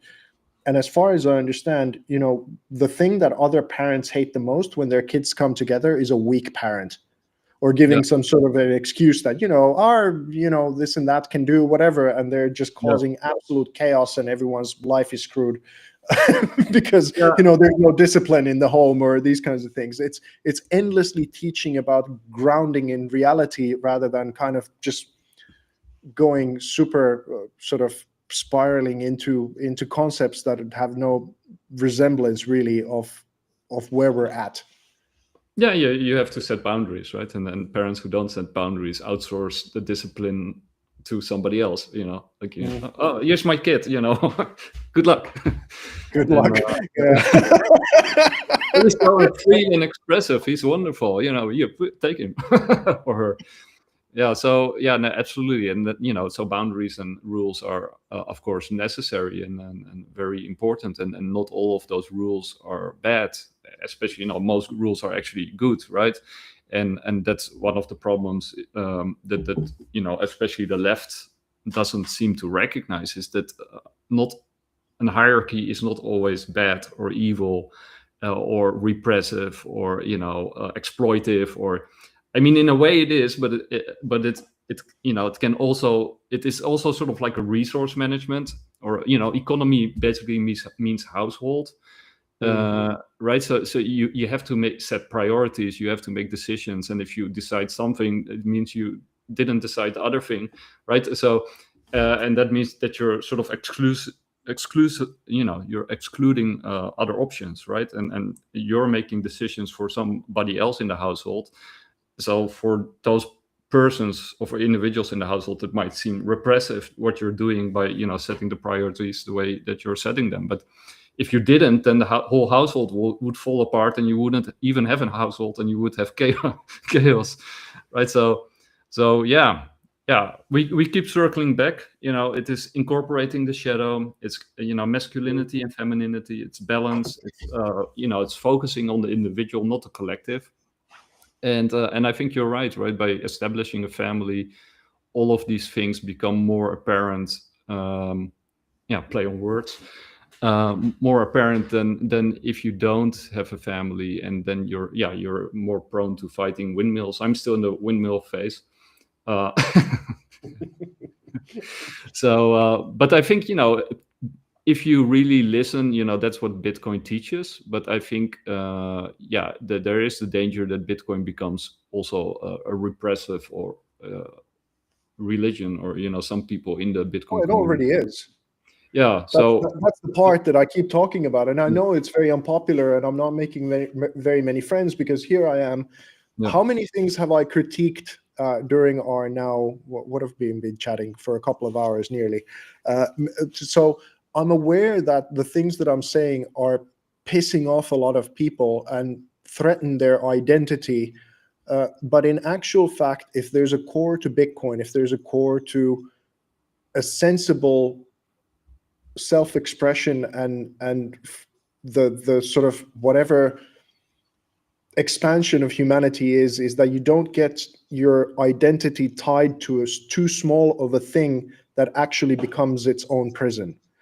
And that's what I feel like either different tribalities, whether it's in crypto, it's Bitcoin, Ethereum, or XRP or whatever, people all of a sudden tie to their supreme identity into a technology, and you go like, dude, like I find it kind of excruciating when someone does that with religion too much and doesn't allow other people to breathe with it and find different kinds of solutions. But in technology, I just find it really, really. I don't really have a word for it, but that's why I talk about it. I'm not saying it that I want to shit on Bitcoin, or I don't want to shit on Bitcoiners, or just this, but I keep pointing things out because I see that people have put themselves into traps that are counterproductive to the whole thing. And it's not like I'm under any illusion that I've been talking now for 2 hours. I think there are people, if they listen to this, who will be exploding from their heads on things that they see about me that I can't see about myself. So I'm fully aware that I'm coming to this as a flawed individual and with many blind spots and whatever it is. And I wish they would engage actually more in that kind of a critique, because I would probably grow more. And that was maybe my lament at the beginning with the proof of events and everything, is that there's so little engagement with these ideas on my social media that I don't grow as optimally, because I'm not getting the critique that I also need. But I'm hoping these ideas. That's a problem with our bubble economy right now, right? Because these AIs and these social media, they create these perfect bubbles around us. It's basically an extension of the safe zones from sort of the left wokeism. Is the technology itself is creating these safe bubbles for us, and like you say, life is conflict. And conflict is growth, right? So even though it's not nice and you don't want to be critiqued, that's actually or told something not to do by your parents. That's actually how you grow, right? By rebelling and then taking different sides and trying to deal or incorporate that information, or that's sort of how you grow. So the less people are exposed to the outside world, to life, the more fragile and angry and fearful and dangerous as the individual or the collective or the society becomes. I think the whole focus and the whole point of Bitcoin, right? That's what I keep saying. What does Bitcoin do? It decentralizes, right? What's the value proposition of Bitcoin? It's decentralization. So what's the message here? It's to decentralize, right? And what does that mean? It's like individuals over collectives, and being open to life, right? So the ethos of Bitcoin is basically that you allow others and other things to happen, and recognizing that is a positive thing, and that makes you stronger, right? Bitcoin becomes stronger because life tries to keep it down, right? It's very resilient or anti-fragile, right? With each attack on Bitcoin grows stronger, right? So the whole point of the Bitcoin ethos is basically to embrace life and attacks and conflict and change and being open to others and other projects. Because if you believe Bitcoin is the best, then it will survive, right? If it can't even handle ordinals, right? Then it's worthless, right? I think you pointed that out, right? So if it can't survive ordinals, then we better find something else to do, because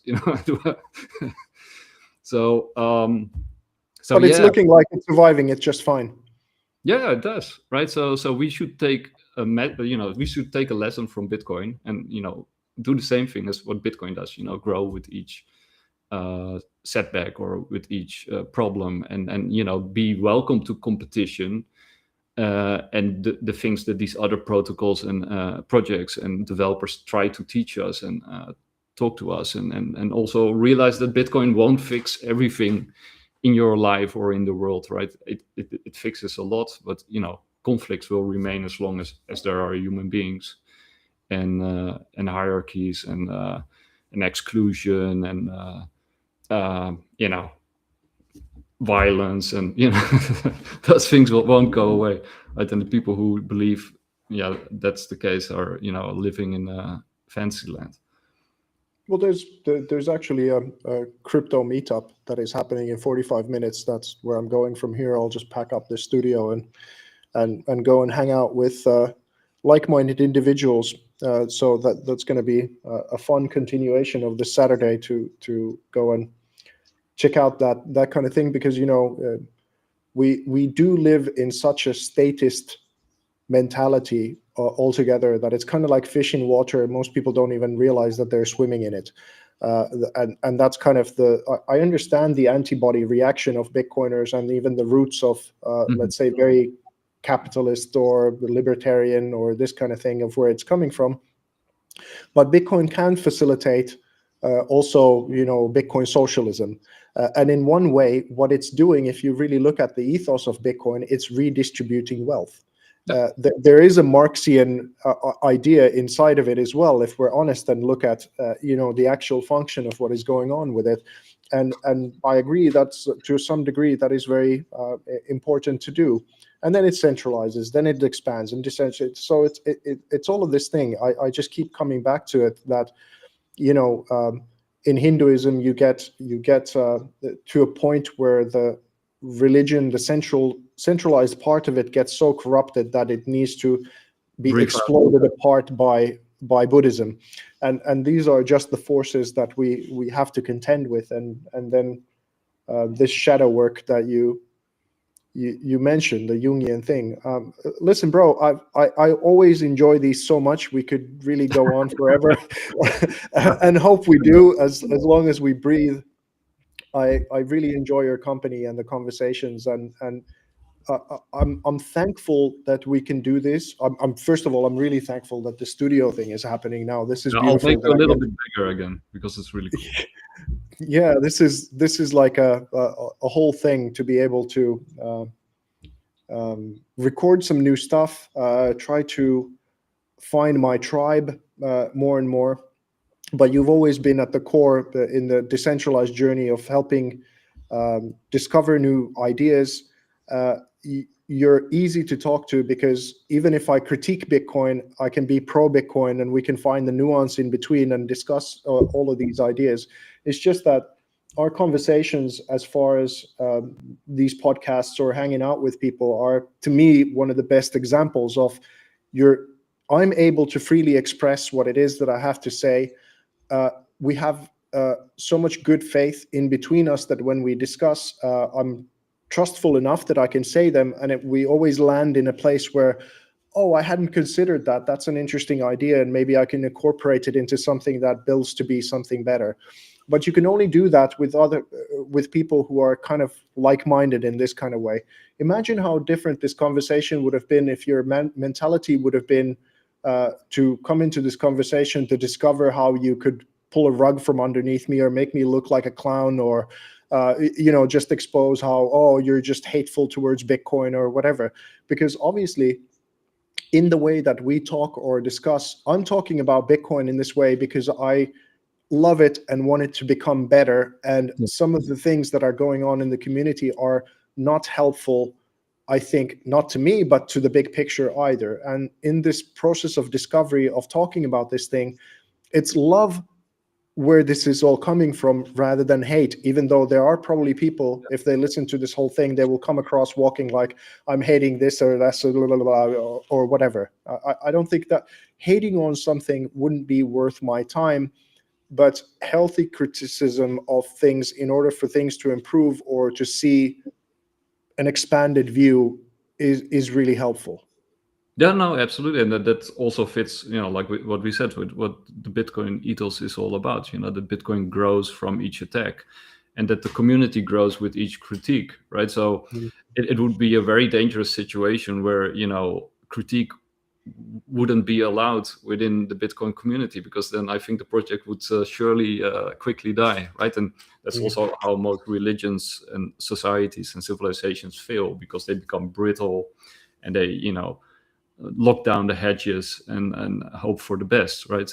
It's an adaptive system, an adaptive organism. By definition, adaptation means that you have to be open and responsive and deal with the environment, right? As soon as you start locking yourself out and isolating yourself, basically animals, when they start isolating themselves, that's sure sign that they're about to die, right? That's that your cat or your dog is in very ill health, and that you should take action, or say goodbye to it. And the same is with civilizations and ideologies and religions. As soon as they batten down the hatches, it's a sure sign that something's terribly wrong, and that you should either get out of the way or extend some constructive critique in order to open the hedges and become less fearful, and welcome critique, so that it's an opportunity for growth, and it's a growth mindset.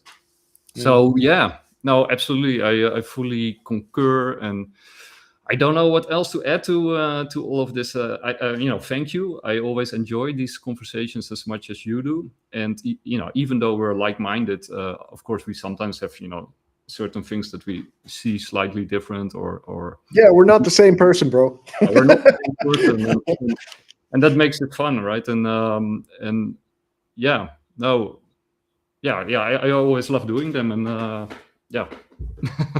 And I said that. I said that just because that's kind of the achieving the oneness or the supreme or going towards God or whatever. I think that's the inherent thing that we have on the inside, is to somehow blend with the supreme or become a part of the unity of one. And and I think this is it's the distortion of that pursuit of the love of God or the universe that is symbolic in the way that we want to make other people be ourselves, even though none of us can be the supreme. Yeah. And that's sort of so I wasn't saying it like to make fun of what you were saying. I was saying it that's the premise that I'm making fun of, and I'm guilty of it myself, is that I have some conversations and then I find that someone else is completely pulling the other way, and that can come across as, you know, maybe they're my enemy, or they're whatever, this kind of thing, or I'm offended that they look at life so differently. And then that loops back to the humility that you were saying, that even though we sing our song and proudly and in this discovery mode, but if you don't have that humility to understand that you're very limited as a person, as opposed to the cosmos or the supreme, then you get falling into these traps where everyone has to be the same as you. Yeah. Yeah, and I think, you know, what we said earlier, you know, with you want strong individuals, and strong individuals means also that you have to be, you know, responsible, of course, and take responsibility for your actions. But it also means taking actions and being allowed and proud to be yourself. And then and once you start doing that, you will clash with other people. It's inevitable because everybody is different. That's why we're individuals. But that's a positive thing, because out of each of those clashes of different personalities, something new grows, right? And you learn new things because you are then that strong individual.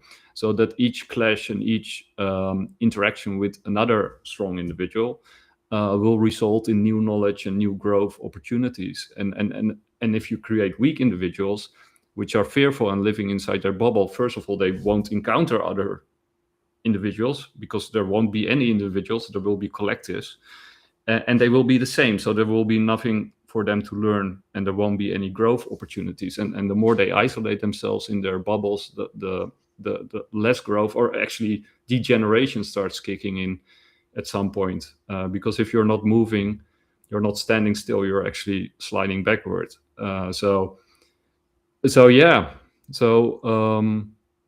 There was something I wanted to add, but I forgot what it was. But yeah, and you also have to go. And I really... Let's save it for next time.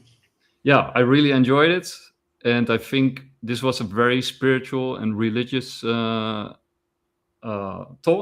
which is fun, because it's been a while since I had because I usually always talk about technology and Bitcoin and crypto and Web3. So it's kind of fun to, you know, talk spirituality and religion and philosophy. And, you know, you're like the ultimate person to do that with, because I know you're also in this spiritual journey. Oh yeah, I remember dualism, right? So basically Carl Jung is all about dualism. A life is a dualism, like the yin and the yang, the feminine and the masculine, and good and bad. You know, there's a role in life for evil or for bad. You know, it's sort of like what we said, like the teaching opportunity. So the devil, in a way, is here to teach us stuff, right? That's his role. And if you can sort of, so by embracing life as it is, by embracing that duality, or a cell, like the membrane or the boundary of a cell, it's there to keep things out, but it's also, you know, permeable, right? It also keeps things in. You know, it is sort of keeps things out, but it also lets things in. So, and that is sort of the growth, right? So it's about keeping things in and keeping things out at the same time. And, you know, it's that duality that is essential to life, and that people have to embrace in order to become who they are, and to find themselves through these spiritual journeys, and discover the mysteries of life, I guess. I don't know how else to put it, but duality is key, by recognizing that's how it should be, right? That's how it is. And there's nothing wrong with duality, right? There's nothing wrong with conflict. Conflict is part of life, and that's how you grow. Let's go. So I'll let you go. And until next time, much love, my friend. I've really had a great time. Same here. And for everybody listening, thank you for listening and staying with us. And hopefully, you learned something new. And you're always welcome to come on the show. Just send us a DM if you think you like these kind of discussions and you have something interesting to tell. You're always welcome. And hopefully I'll see you again soon, Faison. Take care. Take care.